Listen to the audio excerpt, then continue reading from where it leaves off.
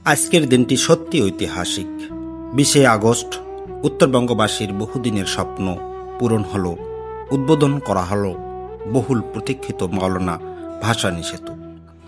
সকালের প্রথম প্রহর থেকে দুই প্রান্তে হাজারো মানুষের ঢল নামে। কেউ পতাকা হাতে, কেউ পরিবার পরিজন নিয়ে এসেছে, কেউ আবার বন্ধু বান্ধব মিলে এসেছে ঐতিহাসিক ইতিহাসের সাক্ষী হতে। সেতুর গায়ে তখন উৎসবের রং, হাসি, আনন্দ আর উচ্ছ্বাসের ভরে গেছে চারপাশ। যানবাহনের বহর একে একে সেতুর বুক চেড়ে এগিয়ে যাচ্ছে।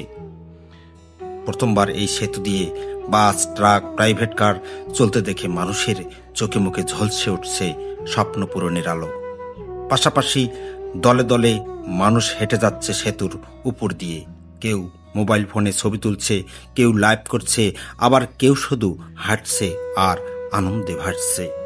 সেতুর নিচে নদীর বুকে নৌকা ভ্রমণের আয়োজন যেন উৎসবের অংশ হয়ে গেছে।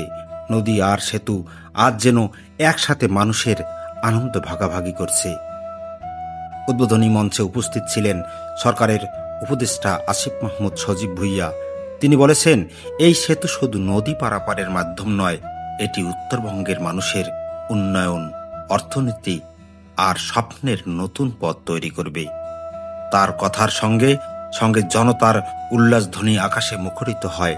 আজকের পরিবেশ সত্যি অন্যরকম। মনে হচ্ছিল এটি কোনো সাধারণ দিন নয়, এ যেন এক উৎসব, এক মিলন মেলা, যেখানেই শিশু, যুবক, বৃদ্ধ সবাই একসাথে ইতিহাসের অংশ হয়ে উঠেছেন। মাওলানা ভাসানী সেতু আজ কেবল একটি অবকাঠামো নয়, এটি মানুষের আশা আকাঙ্ক্ষার প্রতীক।